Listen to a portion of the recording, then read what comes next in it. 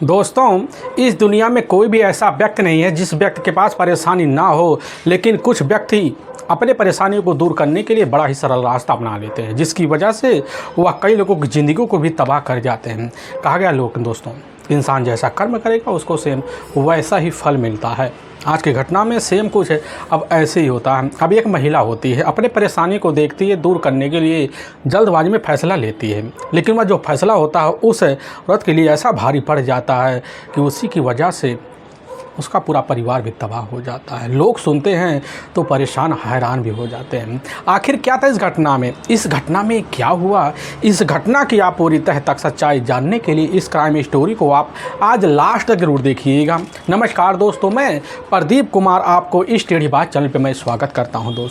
दोस्तों आज की यह जो सच्ची घटना है, यह घटना सुनाने से पहले मैं आपसे एक छोटा सा रिक्वेस्ट करना चाहता हूं, क्योंकि आप अगर इस चैनल पर नए हो और पहली बार आए हुए तो एक बार जाकर अपने इन्हीं प्यारे हाथों से आप इस चैनल को लाइक और सब्सक्राइब और शेयर ज़रूर कर दें, ताकि आपकी वजह से इम्पोर्टेंट होने के नाते अब यह जो वीडियो है आज काफ़ी लोगों तक पहुँचाया जा सके, और इसके लिए हम आपके तहे दिल से शुक्रगुजार रहेंगे। दोस्तों आज की यह जो सच्ची कहानी है, यह कहानी थी उत्तर प्रदेश का एक जाना माना ज़िला पड़ता है अब गाज़ियाबाद, उसी में ठीक इधर कबीरनगर थाना भी पड़ता है, उसी के अंतर्गत जाना माने इस्लाम नगर पड़ता है। वहीं के रहने वाली अबीदर बेनज़ीर होती है। उसके परिवार में टोटल 3 बच्चे भी होते हैं, जिसमें बड़ा बेटा अब शबनम होता है, दूसरे नंबर का बेटा सलीम होता है, समीर मलिक होता है, और सबसे छोटी एक बेटी होती है इधर शम्बीर मलिक होती है। परिवार पूरी तरह से मलिक का खुशमय भी होता है। शास्त्री नगर जो होता है वहीं पर एक ब्यूटी पार्लर होता है, बराबर इधर बेनज़ीर मलिक का उसी में ड्यूटी होता है, और उसी की वजह से बेनज़ीर मलिक का बराबर खर्चा बर्चा भी चल पाया करता था।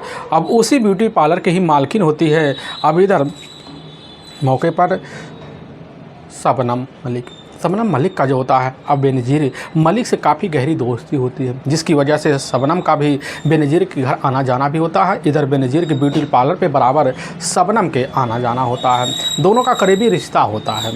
परिवार में कोई भी दिक्कत होता तो शबनम बेनज़ीर के घर बेतौर तरीके से खड़ी हो जाया करती थी। लेकिन बात ऐसा होता है 11 जनवरी का ही, साल 2014 का ही, अब 5:30 बजे के आसपास का टाइम होता है। उसी वक्त अब शबनम जो होती है बेनज़ीर मलिक के पास फ़ोन कर देती है कि बेनज़ीर मलिक, हमें तुम्हारी बड़ी ज़रूरत है। इस वक्त दोनों पीछे पाछे अपने बेटे इधर सलमान मलिक को अपने साथ ले लो और हमारे ब्यूटी पार्लर पर चले आओ।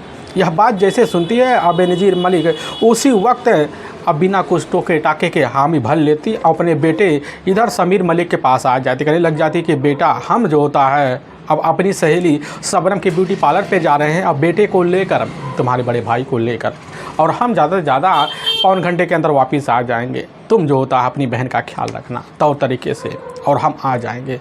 अब यह बात कहकर जो होता है बेनज़ीर अपने बड़े बेटे अब शबनम इधर सलमान को अपने साथ लेती है, और लेने के बाद एक ई रिक्शा बुक करती है, फिर वहाँ से अब निकल जाती है। लेकिन इधर 2.25 घंटे का वक्त बीत जाता है, ना बेनज़ीर मलिक आती है ना उसका बेटा इधर सलमान लौट के आ पाता है। तो समीर सोचने लग जाता कि हो सकता है कि भाई और इधर माँ जो होती हैं कुछ कारणवश लेट होगी, एक बार फ़ोन कर लूँ। और उसी वक्त समीर अपनी माँ के मोबाइल पर जब कॉल करता है तो मोबाइल बंद बता देता है, और उस वक्त फिर परेशान हो जाता, दोबारा कॉल करता है, दोबारा बंद बता देता है, जिसकी वजह से वह बड़े सोच में पड़ जाता है। और रात का लगभग 10 बजे के आसपास का टाइम होने वाला होता है। फ़ोन मिला कर जब परेशान हो जाता है तो उसके मन में काफ़ी शंकाएँ हो जाती हैं। वह सोच कर इस तरह परेशान होने लग जाता है, सोच लेता है कि आखिर जो होता है अब तो ब्यूटी पार्लर बंद हो गया होगा, तो आखिर जाए कहाँ। समीर मलिक अपने आप को कैसे संभालता है, पैदल ही इधर उधर खोज खबर लेता है। लेकिन जैसे सुबह का टाइम होता है तो उसी वक्त उसके मन में काफ़ी बुरे ख्याल भी आने लग जाते हैं, क्योंकि उसी इलाके के रहने वाले इधर वसीम और अजहर उर्फ अज्जू होते हैं, जिसका काफ़ी महीनों पहले जो होता है बेनज़ीर के साथ जो होता है झगड़े मार पिटाई भी हुए थे, जिसकी वजह समीर का शंका जो होता है वसीम और अजहर उर्फ अज्जू के ऊपर चला जाता है कि बस करो, उन्हीं दोनों ने हमारे भाई और हमारी माँ के साथ कुछ ना कुछ अनहोनी किया है। जिसकी वजह से वह शंका के घेरे में वसीम और इधर अजहर उर्फ अज्जू और साथ में शबनम को ले लेता है कि शबनम के फ़ोन की वजह से बेनज़ीर मलिक जो होती है ब्यूटी पार्लर गई हुई थी और उसका पता नहीं चल रहा है। और सुबह का जैसे टाइम होता है उसी वक्त बिना कुछ खाने पिए जो होता है ब्यूटी पार्लर निकल जाता है, और वहाँ शबनम से पूछताछ करता है, जिस चीज़ कहकर शबनम यही बात कहती है कि तुम्हारी जो मम्मी होती, तुम्हारे जो भाई होते हैं, कल तो आए हुए थे लगभग वही 5:45 बजे के आसपास, लेकिन यहाँ रुक कर जो होता है वापस चले गए थे और वह घर बोल के गए थे। यह बात जैसे ही समीर मलिक सुनता उसी समय सनस रह जाता कि जब घर बोल के निकले हुए थे कि आखिर अम्मी बेनज़ीर और भाई सलमान घर क्यों नहीं पहुँचे, और तुरंत का तुरंत उसी वक्त फैसला लेता है और कभी नगर थाने में पहुंच जाता है। वहां के थाना प्रभारी पंकज पंत साहब होते हैं। अब उन्हीं के सामने समीर मलिक जो होता है अपनी मां बेनज़ीर मलिक और भाई शबनम मलिक के बारे में एक बात का जानकारी देता है। बेनज़ीर मलिक की जो उम्र होती है लगभग इधर अब 29 साल के आसपास होता है, और इधर सलमान मलिक का जो उम्र होता है मौके पर यही अब 12 साल के आसपास होता है। अब जैसे इस बात की जानकारी देने के बाद उसी वक्त जो होता हैरान और परेशान भी वहाँ पर थाना प्रभारी पंकज पंत भी हो जाते हैं कि आखिर दोनों जो होते हैं बच्चे तो थे नहीं जो इस तरह नादारत हो जाएं। दोनों जानकार भी होते हैं, तौ तरीके से चालबाज भी होते हैं, आखिर वो अपने इलाके से कैसे गुम हो सकते हैं। लेकिन जब पता चलता है कि शबनम के एक कॉल पर बेनज़ीर और उसका अपना बेटा जो थे ब्यूटी पार्लर गए हुए थे, पुलिस का शंका आप शबनम के ऊपर चला जाता है। लेकिन पुलिस की टीम समीर की एक बात सुनती है, सुनने के बाद जो होता पुलिस की टीम शबनम और साथ में इधर उसे शंका की वजह से वसीम और अजहर उर्फ अज्जू के ऊपर मुकदमा दर्ज कर लेती है। और पुलिस की एक टीम उसी वक्त एक टीम गठित करती है और निकल जाती है सीधा अब वसीम अजहर उर्फ अज्जू के घर। लेकिन पता चलता कि दोनों के दोनों नादारत हैं और कई घंटे पहले से ही नादारत पुलिस का शंका दोनों को ऊपर टिक जाता। पुलिस की टीम वहाँ काफ़ी लोगों से कुछ सबूत इकट्ठा करती है, उनका मोबाइल नंबर लेती है और फिर सर्विलांस टीम की मदद लेती है और तुरंत उनके मोबाइल नंबर को सर्विलांस पे डलवा देती है। और एक टीम जो होता है शबनम के पास पहुँच जाती है और घर उसके ही ब्यूटी पार्लर में जाकर शबनम से जब पुलिस पूछताछ करे, शबनम यही बात स्वीकार कर लेती है कि बेनज़ीर मलिक जो होती है हमारे ब्यूटी पार्लर में अपने बेटे सलमान मलिक के साथ मौके पर रिक्शा करके आई हुई थी और यहाँ घंटे बैठकर हम उससे कुछ पुराने पैसे के लेन देन के बारे में बात किए, फिर कुछ पैसे ली, फिर यहाँ से अपने बेटे को लेकर उसी रिक्शा पर घर वापस निकल गई। लेकिन पुलिस का शंका अब शबनम के ऊपर चला जाता है क्योंकि जिस तरह शबनम बात करती है पुलिस का शंका वही होता है। लेकिन बिना सबूत के शबनम के ऊपर पुलिस की जो टीम होती है अब हाथ का टाइट अब डालना भी नहीं चाहती थी। इसीलिए पुलिस की टीम सबसे पहले पकड़ने का मकसद होता है वसीम और इधर अजहर को। इसीलिए पुलिस की टीम सर्विलांस की मदद लेते लेते अपने हिसाब से तलाशी करती है और तभी जो होता है पता चलता है कि ठीक इधर जैसे ही अब 19 जनवरी का दिन होता है, उसी वक्त इधर थाने में एक सूचना मिलता है। उसी सूचना के तहत जो होता है पता चलता अजहर और वसीम जो होते हैं और मौके पर एक जो बस स्टैंड है वहीं पर हैं। इसीलिए पुलिस की जो टीम होती है एक टीम गठित करके थाना प्रभारी पहुंचते हैं पंकज पंत लेकर, वहीं घेराव मारते हैं और वहीं से जो होता है वसीम अजहर को कस्टडी में लिया जाता है और लेकर थाने पहुंच जाता है। और जब पूछताछ किया जाता है, पूछताछ करते हुए वह जल्द से टूट जाते हैं, लग जाते कि साहब बेनज़ीर मलिक और उसका अपना बेटा सलमान मलिक तो इस दुनिया में है नहीं, उनके माँ और बेटे का हमने तो हत्या कर कर जो होता है ले जाकर यूपी के अब संभल के ही एक जाना माना रोड पड़ता है, वही कोल्ड स्टोर के बगल में ही बॉडी को हमने अर्जली कर दिया है। और उसके जो बेटे होते हैं ले जाकर अलीगंज के जो तरील रोड पड़ता है उसी के बगल जो रोड जाता है वहीं ले जाकर हमने तो तरीके से जंगल में क्रोसिन डालकर के हवाले कर दिया है। पूरी बॉडी तो ख़त्म हो गई। यह बात पुलिस जब सुनती उसी वक्त अब दोनों को दोनों साथ लेती हम निकल जाती है। दोनों स्थानों पर पहुंचते हैं, लेकिन दोनों स्थानों पर यही पता चलता है कि ठीक जैसे 12 जनवरी साल 2014 का वक्त होता है, उसी सुबह के टाइम में जो होता है इधर जो अतरौली रोड पड़ता है वहाँ पर जो होता है एक महिला की डेड बॉडी कोल्ड स्टोर के बगल जो अर्जली स्तर में प्राप्त की गई थी। पुलिस की टीम मोर्चरी में ले जाती है और वहाँ दिखलवाती तो पता चलता है बॉडी को समीर मलिक शिनाख्त कर लेता है। अपनी माँ बेनज़ीर मलिक के रूप में वहीं दहाड़ी मार कर चीज़ चिल्लाना शुरू कर देता है और एक टीम दोबारा संभल पहुँचती है। संभल की दवा रोड के ही थाने में जो पड़ता है इलाका समरा में, वहाँ पहुँचती, वहाँ पुलिस की टीम की जानकारी लगता है कि ठीक जो होता है 13 जनवरी साल 2014 को हुई उसी बगल कोल्ड स्टोर था, वहीं पर जो होता है एक लड़के जिसकी उम्र लगभग इधर वही 11 के आसपास होता है, उसकी डेड बॉडी जो होता है अर्जली अवस्था में वहीं प्राप्त होती है। और पुलिस की टीम डेड बॉडी को लेकर इधर समीर मलिक के सामने जब पेश कर समीर मलिक अपने भाई सलमान को देखकर शिनाख्त कर लेता है। लेकिन अब मामला गंभीर हो जाता है। पुलिस की टीम जो होती है उलझन में पड़ जाती है कि आखिर क्या मकसद था। इसलिए पुलिस की टीम थाने पहुँचती है, जब पूछताछ करती है तो उसमें जो होता सीधा का सीधा शबनम का भी नाम में शामिल हो जाता। पुलिस की टीम शबनम को अपने कस्टडी में लेती है और तीनों को ले जाती है। अब वहाँ जेल में एक स्त्री बैठा कर पूछताछ करती है, लेकिन जो सच्चाई और जो कहानी एक बेटे और साथ में माँ के बीच निकल के आता है कि आखिर क्या मंजर था जिस दोनों को मौत का सामना करना पड़ गया, क्या कहानी बनी। असल में ठीक उत्तर प्रदेश का जाना माना ज़िला पड़ता है गाज़ियाबाद, जो दिल्ली से सटा हुआ, उसी इलाके से सटा हुआ एक इस्लाम नगर में पड़ता है। अब उसी इलाके का रहने वाला इधर वसीम अहमद भी होता है। उसके परिवार में उसके अपने माता पिता होते हैं, लेकिन वह अभी अविवाहित भी होता है, लेकिन दिल्ली में रहकर पीओपी का प्लास्टर का काम भी किया करता था, जिसकी वजह से उसके पास अब ठीक ठाक पैसे भी आ जा करते थे। लेकिन उसी इलाके का रहने वाला अब सलमान मलिक भी होता है। अब सलमान मलिक जो होता है वसीम अपने साथ लेकर पीओपी में भी लगाया करता था, जिसके बाद सलमान मलिक और वसीम अहमद के बीच गहरी दोस्ती हो जाती है। और सलमान की अपनी माँ होती है बेनज़ीर मलिक, लेकिन उसका अपना जो पति होता है मौके पर आबिद मलिक कई साल पहले जो होता है दूसरे शहर जा चुका है, जिसकी वजह से हमेशा के छोड़ छाड़ कर अपने बच्चों को अपने साथ लेती है और ठीक जो होता आकर उसी इस्लाम नगर इलाके में अब रहने लग जाती है।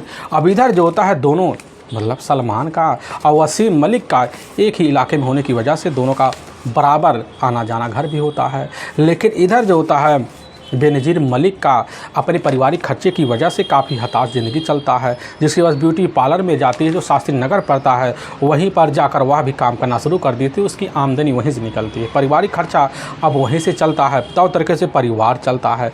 लेकिन इसी बीच जो होता है वसीम मलिक का जब काफ़ी आना जाना जो होता है सलमान के घर हो जाता है, तो उसकी नज़र जाकर एक दिन अब बेनज़ीर के ऊपर पड़ता है। बेनज़ीर भले ही 3 बच्चों की माँ होती है, लेकिन थी पति से दूर, जिसकी वजह से उसकी खूबसूरती शौक श्रृंगार जो होते प्रतिदिन बढ़ते जा रहे थे। अब यही सब वसीम जब देखता है, देखने के बाद पहली नज़र में बेनज़ीर की मन की भावना को जान लेता है।